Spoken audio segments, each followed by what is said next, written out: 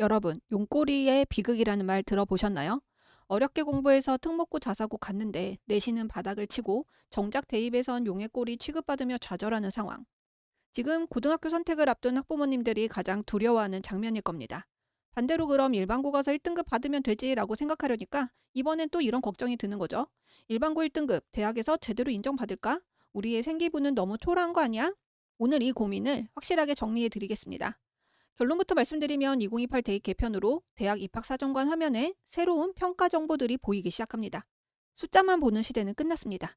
이제 대학은 용의 꼬리인지 뱀의 머리인지가 아니라 그 숫자가 어떤 환경에서 어떤 과정을 거쳐 만들어졌는지를 들여다봅니다. 오늘 영상에서는 입학사정관 모니터에 새로 뜨는 평가 정보가 정확히 무엇인지, 그리고 일반고 특목고 자사고에 대한 이야기와 각 학교 유형별로 실전 전략까지 이야기해 보겠습니다. 지금 바로 시작합니다. 본격적인 이야기에 들어가기 앞서서 그 전에 이거 하나만 먼저 보여드릴게요.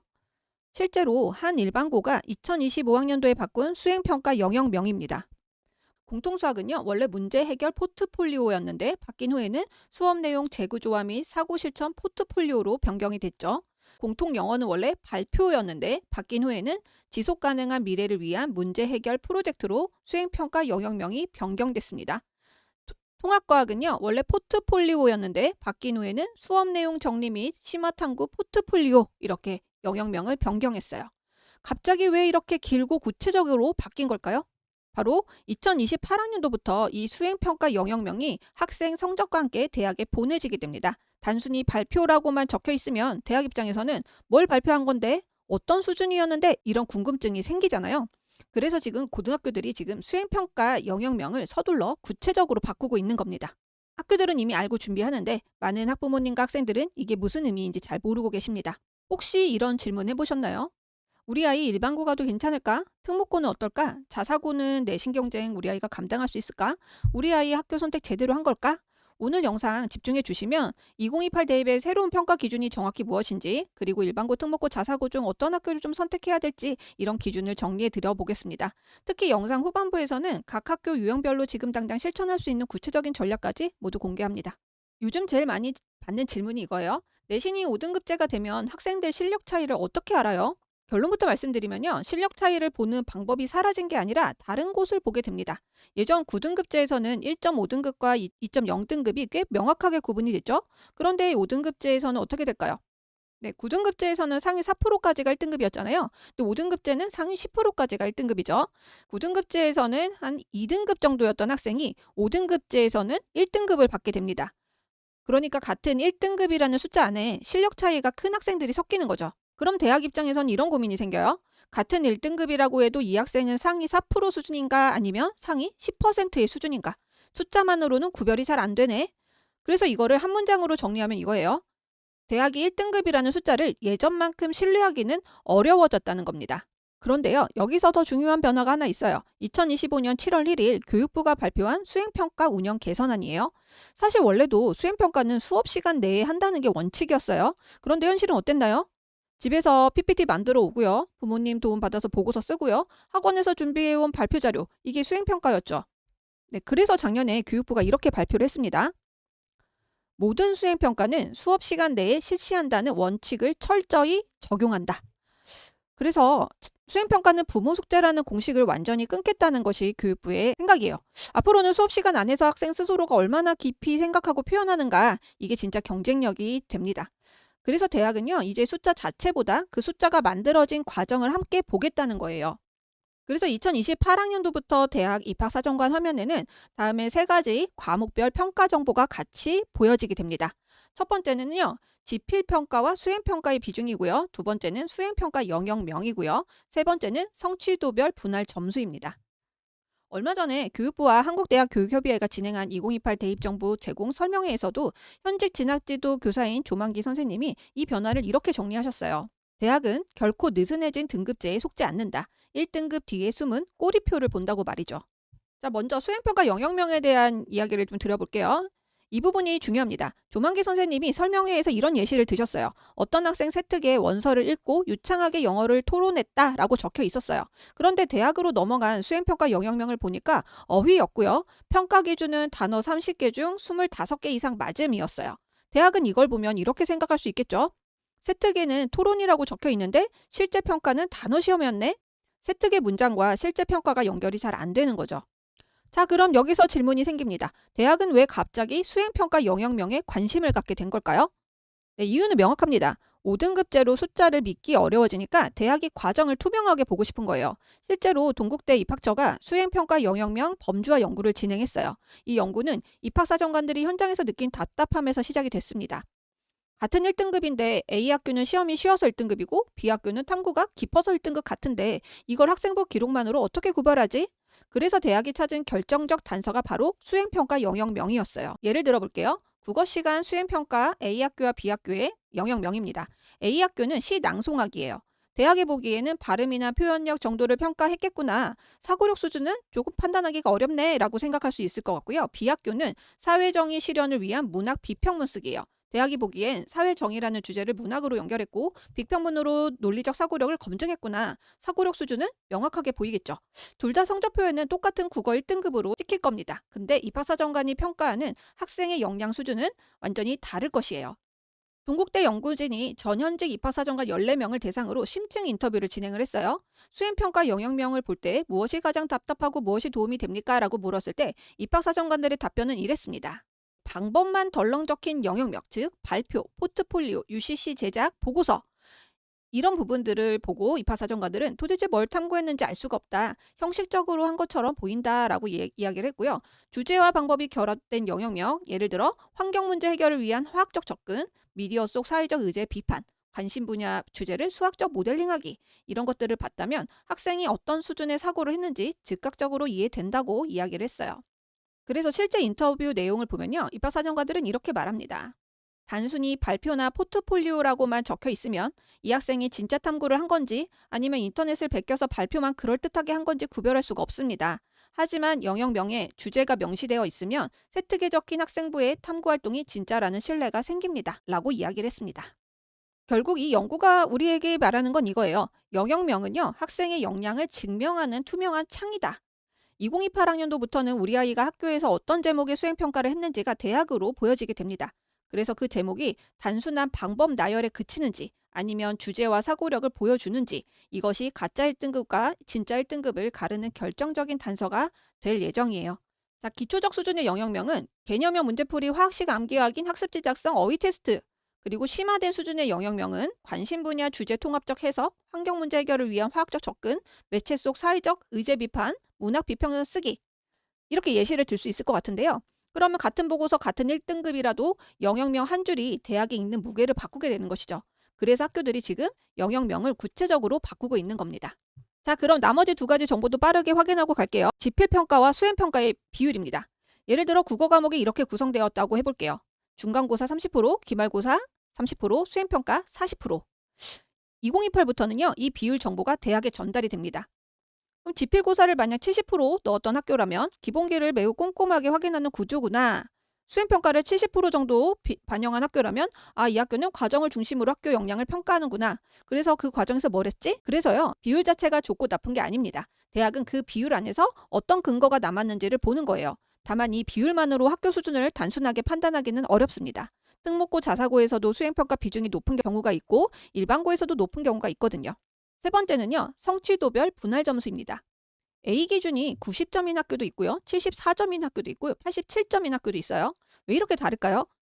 자, 이 성취도별 분할 점수는 두 가지 종류가 있는데요. 유형 1은 고정 분할 점수입니다. 90점 이상은 무조건 A, 80점 이상은 B, 70점 이상은 C 이렇게 절대적 기준으로 미리 정해놓는 거죠. 우리 중학교에서 성적받는 방식이 바로 이런 방식입니다.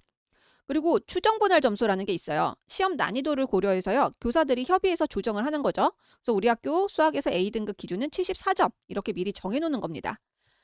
그래서 대학은요. 이 정보들을 통해 시험의 난이도와 평가 기준을 함께 이해할 수 있게 됩니다. 그런데 여기서 한 가지 짚고 갈게요. 대학들이 이 기준 점수 정보를 실제로 어떻게 활용할지에 대해서는 현재 공식적인 가이드라인이 나온 바는 없어요. 다만 몇 가지는 예상할 수 있습니다. 5등급제로 등급 구분이 어려워진 상황에서 대학들이 평균, 성취도 비율, 기준 점수를 활용해서 학생 간의 미세한 차이를 파악하려는 움직임이 있을 가능성은 있습니다. 특히 상위권 대학일수록 같은 1등급 안에서도 실질적인 실력을 파악하기 위한 보조자료로 활용할 수도 있겠죠. 하지만 핵심은 이겁니다. 이 모든 분석을 넘어설 수 있는 압도적인 원점수를 확보하는 것입니다. 이게 여전히 가장 확실한 전략이에요. 그래서 결국 이제는 단순히 1등급이냐가 아니라 어떤 환경에서 만들어진 1등급이냐가 핵심이 됩니다. 한 번 더 정리를 하고 갈게요.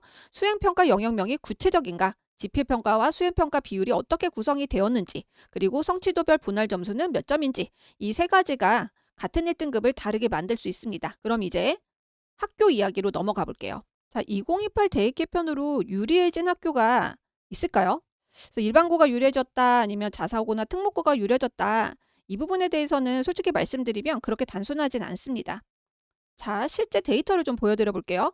2025학년도 서울대 수시모집 합격자 분석인데요. 총 2,180명이 합격을 했습니다.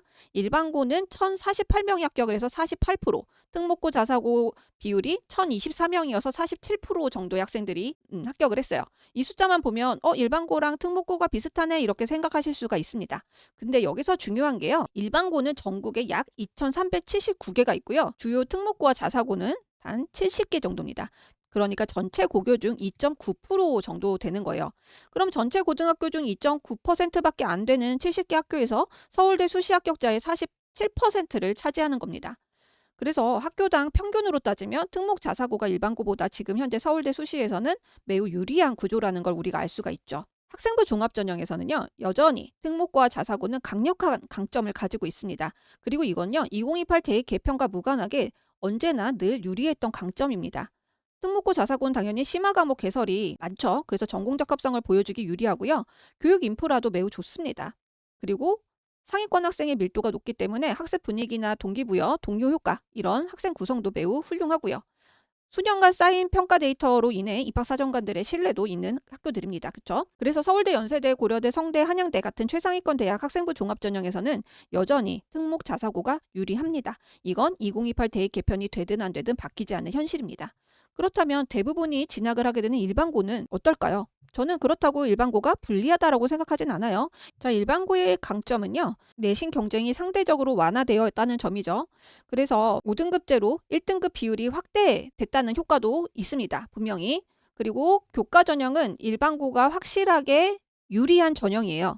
그래서 수능 최저를 잘 맞출 수 있다면 교과 전형으로 좋은 대학을 얼마든지 갈 수 있습니다. 그리고 일반고에서도요, 탐구 설계나 이제 학생부의 전략을 제대로 가져가면은 충분한 경쟁력이 있습니다. 자, 외고와 국제고는요, 진로 특화가 핵심이에요. 전체 수업 시간 중 제2 외국어 영어 비중이 매우 높고요. 외교, 통번역, 국제관계 진로에 유리합니다.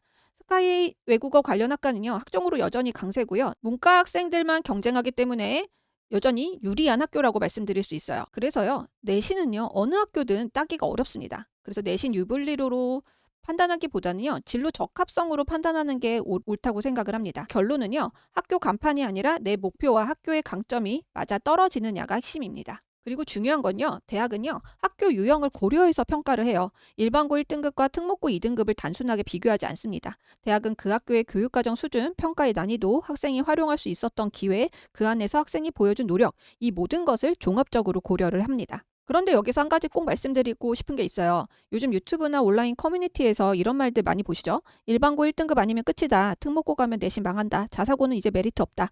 이런 공포 마케팅에 흔들리지 마셨으면 좋겠습니다. 우리 아이가 자사고, 특목고 가서도 충분히 잘 해낼 수 있는데 비학군지 일반고로 보내는 건 오히려 기회를 제한하는 것일 수가 있습니다. 그래서 1.0 아니면 안 된다는 공포 마케팅 때문에 우리 아이에게 진짜 맞는 선택지를 스스로는 차단하지 마세요. 2028 대입 개편 핵심은 일반고가 유리해졌다가 아니라 학교 환경을 고려해서 평가한다는 겁니다. 그 말은 곧 우리 아이가 그 환경에서 최선을 다했다면 대학은 그걸 제대로 평가한다는 뜻이에요. 정답은 우리 아이 안에 있습니다. 자, 그럼 우리 아이에게 맞는 학교를 어떻게 고를까요? 학교를 선택하기 전에 가장 먼저 해야 될 일이 있죠.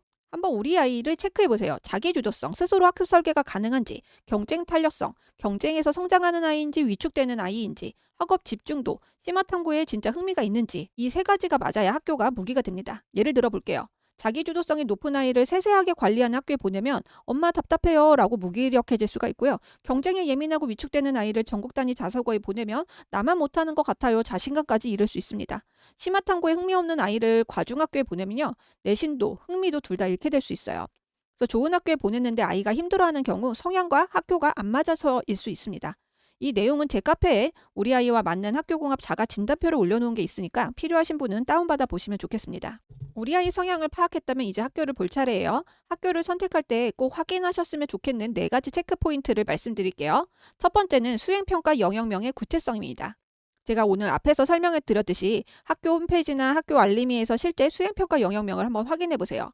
발표, 보고서, 포트폴리오 이렇게 단순하게 되어 있는지, 아니면 환경 문제 해결을 위한 화학적 접근 이런 식으로 영역명이 구체적인지, 영역명이 구체적일수록 대학이 학생 역량을 명확하게 인식한다는 점을 기억해 주시기 바랍니다. 두 번째는 학교 전체 학생 수예요. 학생 수가 너무 적으면 선택 과목 열기도 어렵고 평가 상황도 불안해질 수가 있습니다. 최소 200명에서 300명 이상의 정원을 가진 학교가 안정적이고요. 학생 수가 너무 적으면 내가 듣고 싶은 과목이 개설되지 않거나 소수 인원이라 등급에서 밀릴 가능성이 높기 때문입니다. 세 번째는 교육과정 편성의 유연성이에요. 학교 알림이에 들어가셔서요. 교육과정 편성표를 꼭 확인을 하세요. 선택 과목이 다양한지, 학생 수요에 따라 과목 선택이 가능한지, 소인수 과목도 개설해 주는지, 진로에 맞춘 교육과정 설계 가능 여부가 학생부 차별화의 핵심입니다. 네 번째는 학업 중단율이에요. 학교 알림이에서 최근 3년간 학업 중단율을 확인해 보세요. 학업 중단율이 높다는 건 학생들이 그 학교 환경에 적응하지 못했다는 신호일 수 있습니다. 오늘 영상 한번 정리해 볼게요. 2028 대입 핵심은요, 숫자가 아니라 과정을 본다는 거고요. 수행평가 영역명이 학생 역량의 투명한 창이 된다. 그리고 학교 간판이 아니라 목표와 학교의 궁합이 핵심이다라는 이야기 전달드렸고요. 우리 아이에게 맞는 학교는 먼저 아이 성향을 먼저 파악해 보시라는 말씀 드렸고요. 4가지 체크 포인트로 학교를 한번 검증해 보시고요. 공포 마케팅을 경계하라는 말씀도 드렸습니다. 학교를 고민하는 건 결국 우리 아이의 3년 그리고 그 이후의 인생을 고민하는 겁니다. 정답은 없어요. 하지만 우리 아이에게 맞는 답은 있습니다. 그 답은 남들의 공포나 불안이 아니라 우리 아이를 가장 잘 아는 부모님의 관찰에서 나옵니다. 오늘 영상이 그 답을 찾는 데 도움이 되셨으면 좋겠고요. 영상 도움이 됐다면 좋아요, 구독, 알림 설정 부탁드립니다. 다음 영상을 제작하는 데 큰 힘이 됩니다. 댓글로 여러분들의 고민과 질문을 남겨주세요. 계속해서 영상으로 다뤄보겠습니다. 지금까지 이로운 교육 이로울쌤이었습니다. 감사합니다.